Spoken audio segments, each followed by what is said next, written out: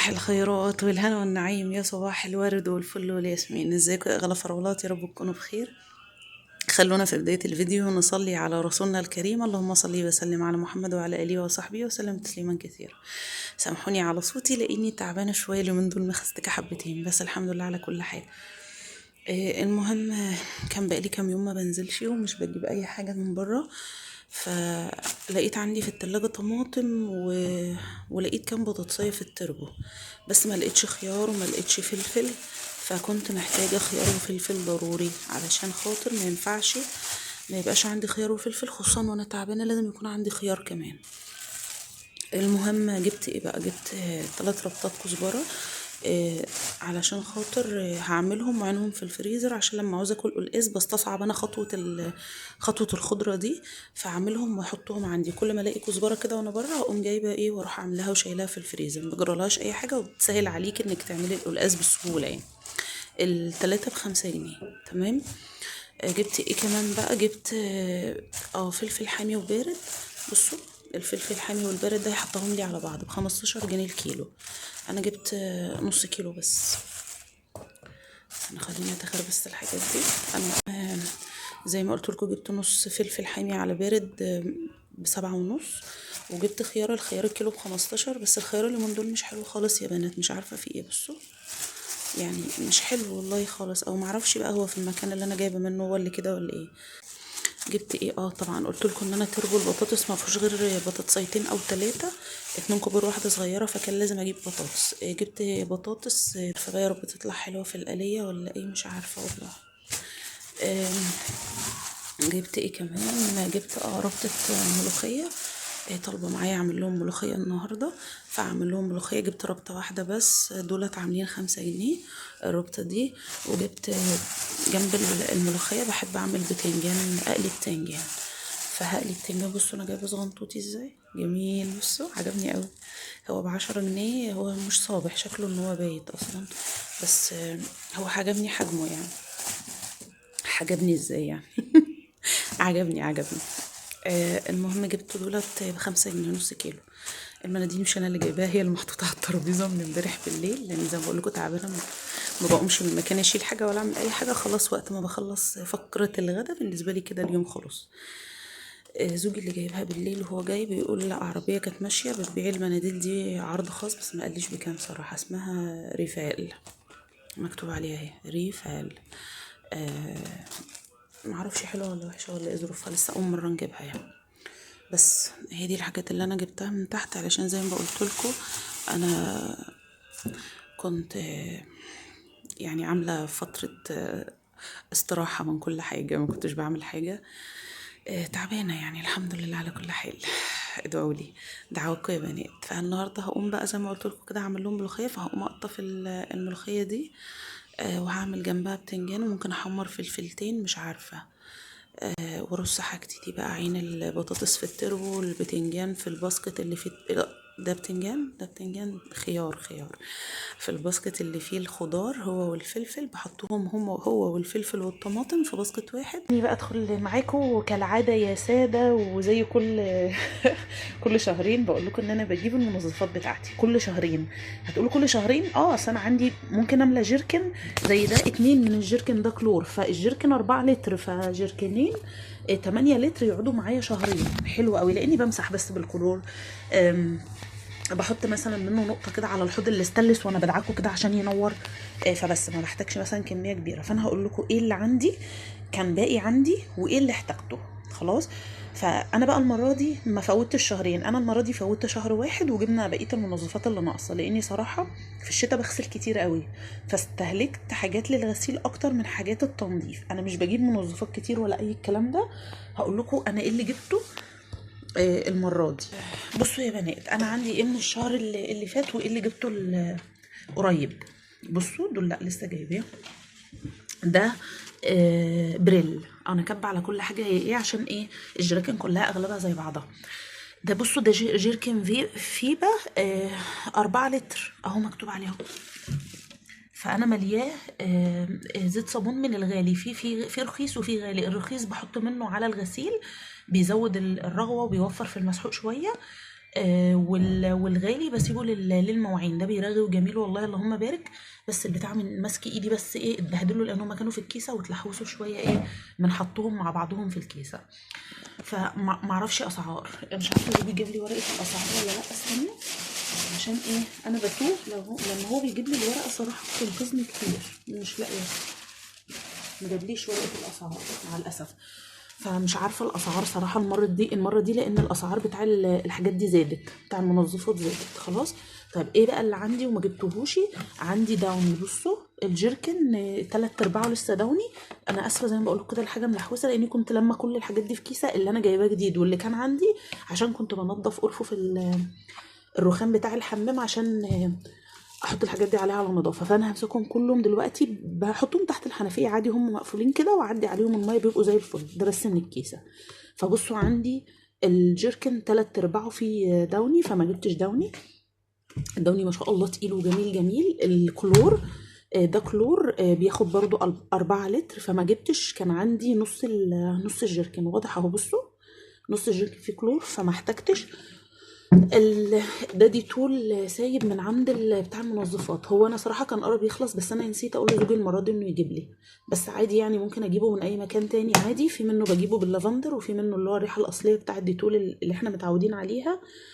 بصوا جميل يا جماعه والله وبيخلي ريحه الحمام او المكان اللي انت مسحاه حلوه قوي. معرفش برضو الكيلو منه بكام بس ده باقي عندي. طيب احنا بقى جبنا كمان زوجي جاب لنا الشهر ده ده اسمه ايه شاور. بس ده مش اللي هو اللي في الازازه دي كانت ازازه عندنا بتاعت شاور اسمه فيروز كان حلو برضو. كان بالخوخ. فهو لقى عند المكان اللي بيجيب منه الصبانه اللي بيجيب منها فيه عندهم شاور سايب. فملنا الجيركن ده انا خدت منه بس حبه كده عبيتهم في البامب بتاع الحمام بتاع الشاور يعني علشان خاطر ايه الولاد يستعملوه كده. والباقي هو زي ما هو في الجيركن تمام. بس انا يعني مني فضيت منه فنقص شويه بكام برضو والله مش عارفه. انا بقى كنت بره كنت محتاجه باور لاني كنت هشد البوتاجاز والمطبخ وكده وانضف تحتهم. فتحتهم بيبقى مش احسن حاجه لاني مش بقدر اعمل تحتهم دايما. فبحتاج ان انا ارش باور بيسهل عليا التنظيف وكده. فجبت العرض ده الاتنين مع بعض ب20 جنيه اللي هو الواحده ومعاها واحده تانية اللي هي عرض على بعض الاتنين مع بعض ب20 جنيه. وجبت واحدة فلاش للحمام من وقت للتاني بحب اعمل بيها نشارة مرة في الاسبوع مرة كل 10 ايام. بكب على البانيو وعلى قعدة التويلت والحوض وكده. لو انتي حمامك ابيض وفيه اصفرار وكده الفلاش ده حلو. خدي بالك في منه نوعين في منه رخيص وفي منه غالي. ده اللي ب8 جنيه ده الحلو اللي هو الاصلي يعني. فجبت واحدة ب8 جنيه. طيب المرة دي بقى كمان جبنا ايه من عند الصبانة وما كانش عندي وكان خلصان العجينة على بصوا جاي خار ازاي على قد ان هو حاطط لي هنا اكياس عشان ان هو ما يصرش بس برضه صر مش مهم.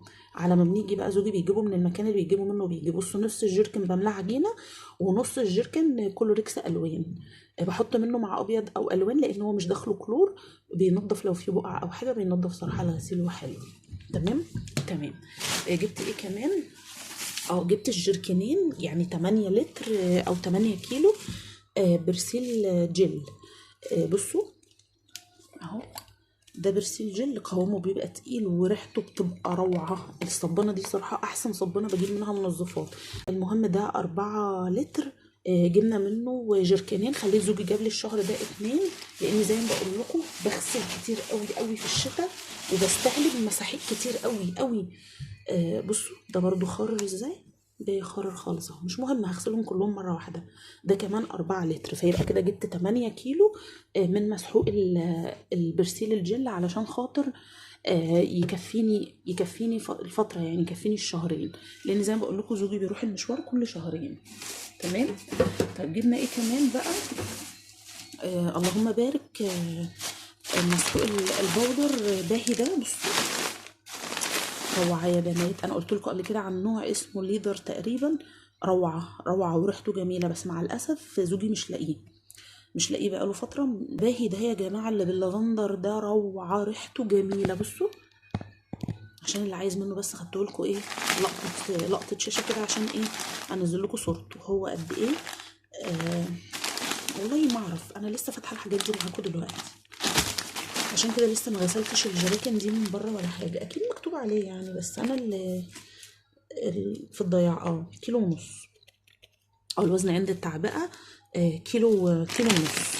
فزوجي جاب لي منه 2 علشان انا بقول لكم والله، وساعات في اليوم بغسل مرتين لو في حاجات تقيلة وكده. فالغسالة لو بحس انك لو كبستيها غسيل، الغسيل ما بينضفش، فبقسم الغسيل مثلا لو في حاجات تقيلة قوي بقسمه على مرتين.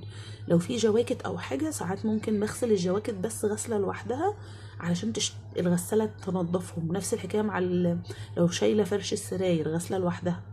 فكده يعني، فانا بغسل كتير بصراحه قوي. فزوجي جاب لي الاتنين دول بفضيهم في العلبه بتاعه المسحوق البودر، ودول بسيبهم زي ما هم. بس همسك بقى الجراكن ده اللي نجد يعني منهم، ده اللي لسه ما توسخش ولا اتبهدل. همسك كل اللي اتبهدل ده اعديه دلوقتي تحت الحنفيه واخليه زي الفل، وارصه بقى في المكان اللي انا برص فيه المنظفات، في الرفوف الرخام اللي عندي في الحمام. هرصهم، لو عرفت اصورهم لكم ان شاء الله اصورهم، اروح بقى ارصهم وارجع لكم تاني. بصوا بقى، نظافة الحمام تنظيفة حلوة كده يعني، تنظيفة من الأعماق زي ما بيقولوا. رشيت من الفلاش اللي أنا كنت جايباه وسبته 10 دقايق، ودخلت بقى دعكت على طول على طول بالليفة الخشنة. أنا مخصصة ليفة للحمام، وبغيرها من وقت للتاني. ودايما بعمل باخد الليفة اللي خلاص بستغنى عنها في المطبخ، بحس ان هي معدتش قوي، واخدها احطها في الحمام. دعكت وفرشت المفارش الموف دي عشان تليق مع الحمام، لان الحمام الوزر اللي فيه والرسمه اللي فيه موف، وهو الحمام اساسه ابيض. ودعكت كل الحمام من تويلت للخلاطات. بس نصيحه، ما تدعكيش الخلاطات الاستانلس بالفلاش، بيخلي لونها وحش. انا بدعك الخلاطات بشويه اريال عادي مسحوق يعني بودر عادي. انما السيراميك كله، كل البانيو والقعده والحوض والحاجات دي بدعكها بالفلاش عادي خالص. نور ما شاء الله بقى زي الفل، ورصيت المنظفات بتاعتي ودخلت بقى علشان اعمل الغدا. بصوا يا بنات، عملت الملوخيه اهي، بس حط لها الطشه، في بقى عليها خلاص. وبعمل شويه رز ابيض. ومع الاسف بقى صفيحه السمنه بتاعتي خلصت، طلعتها عشان احطها كده على البوتاجاز اسيحها، اخد منها اللي فيها عشان اعمل منه الغدا، لان هي خلصت بقى عملتها فيا كده من غير ما اخد بالي. ده من المعلقه، لاني كنت بقلب التقليه بالمعلقه الخشب. خلاص، واتشرب احط بقى عليه واسيبه يستوي. وهوريكم البتنجان. بصوا، حمرت البتنجان، وكنت واقفه بقى بعمل فيه. انا بحب اقطعه كده لما بيكون صغير زي حلقات كده. انا مقطعاه بس بالطول اهو، بصوا عشان هو صغنن اصلا. لو كبير شويه اقصد بقطعه حلقات. والحشوه بتاعته ضربت طماطمايه مع قرن فلفل حامي وقرن فلفل بارد والثوم. وحطيت عليهم ملح وكمون. ما حطيتش شطه عشان احط قرن فلفل حامي. وحمرت 2 فلفل بس اهو. بعد ما احشيه بقى بعصر على الليمونه. هكمل بقى حشو واوريكم اهو. بصوا، اخر ليمونه عندي اصلا في التلاجة، لو كان عندي زياده كنت جبت اكتر يعني. هعصرها بقى كده داير ما يدور كده، ببذرها بحالها على البتنجان. اللي مش عاجبه يبقى يشيل البذر. كويس ان انا وقفت عملت اكل اصلا. مواعين الحمد لله، غير الكبه اللي عملت فيها بصوا، الكبه اللي عملت فيها الملوخيه انا عاملاها في الكبه، مخرطتش طبعا، انا مش قادره. واللي عملت فيها الطشه، ودي اللي كان فيها الدقه بتاعه البتنجان. هغسلهم بقى واشيلهم وارص المواعين. وبس يعني كده انا خلصت غدا سهل وسريع، عشان زي ما قلت لكم انا كنت تعبانه. انا ما عملتش لحمه ولا فراخ، انا كان عندي شوربه من امبارح عملت عليها الملوخيه، وعملت الرز الابيض والبتنجان. هصور لكم ان شاء الله الغدا لما نيجي نتغدى، لسه شويه على ميعاد الغدا بتاعنا. بس خلاص. بصوا غدانا بقى، اللهم بارك. الرز اهو، بصوا الاصفر اللي في الرز ده مكان الزبده اللي انا كنت حطاها. كنت حطيت حته زبده على الوش كده فعملت اللون الاصفر ده. والملوخيه، وطلعت مخلل اللفت من اللي انا كنت عاملاه، ومخلل المشكل كان زوجي شاريهولنا. وحطيت البتنجان، وحطيت كمان عيش بلدي، والف هنا وشفا يا رب على قلبهم. وكده بقى قعدوا استقاميس بمزاج. بصوا بقى، فقرة الراحة دي والله العظيم، بصوا ببقى مستنياها اليوم كله. فبكافئ نفسي في آخر اليوم بأي حاجة أنا بحبها. قهوة بلبن، حبة بليلة سخنين كده في الجو الساقع، دول يدفوا لي بطني. عملت البليلة أصلا أنا ببقى سلقاها وشايلاها في الفريزر في أكياس. يعني مثلا بجيب كمية كيلو مثلا، وانقعه، وبعد كده اسلقه، واشيلها اقسمها مثلا على اكياس، واشيلها في الفريزر، واطلع يا دوبك بحطها مع اللبن تغلي غلوتين، تسخن، احط لها السوداني. ما بحطش قشطه ولا حاجه عشان اقلل شويه. وممكن احليها بعسل، ما احلهاش بسكر علشان خاطر انا هاكلها بالليل فما تبقاش تقيله قوي. فبس هاكل بقى المج الحلو بتاع البليله ده، وانا قاعده بقى كنت بتفرج على فيلم البيه البواب. انا بعشق الفيلم اصلا بتاع البيه البواب ده. اي افلام. بصوا الفتره دي انا بحب الافلام ابيض واسود، او الفتره اللي هي بتاعت افلام احمد زكي ومحمود ياسين والناس دي. فهقعد بقى ايه اكل البليله بتاعتي، واتفرج. وانا بقى بتفرج قعدت اخطط كده الم السلوك دي ازاي. شكل السلوك ما كانش عاجبني. هو كانت اصلا انا كنت رافعاها، كنت رافعه اسمه الريسيفر والحاجات دي، بس هو وقع تاني كده وخد بقى السلوك معاه. فان شاء الله ايه هنخطط له في خطة كده والم السلوك دي عشان منظرها مش حلو. وبس خلاص، ده كان يومي معاكم، وده كان روتين سهل وبسيط وسريع. لو عجبكم حطوا لي لايك للفيديو عشان انتوا دايما تنسوني، واللايك بيرفع الفيديو، وده دعم منكم لاختكم. انا بحبكم في الله، استودعكم الله الذي لا تضيع ودائع.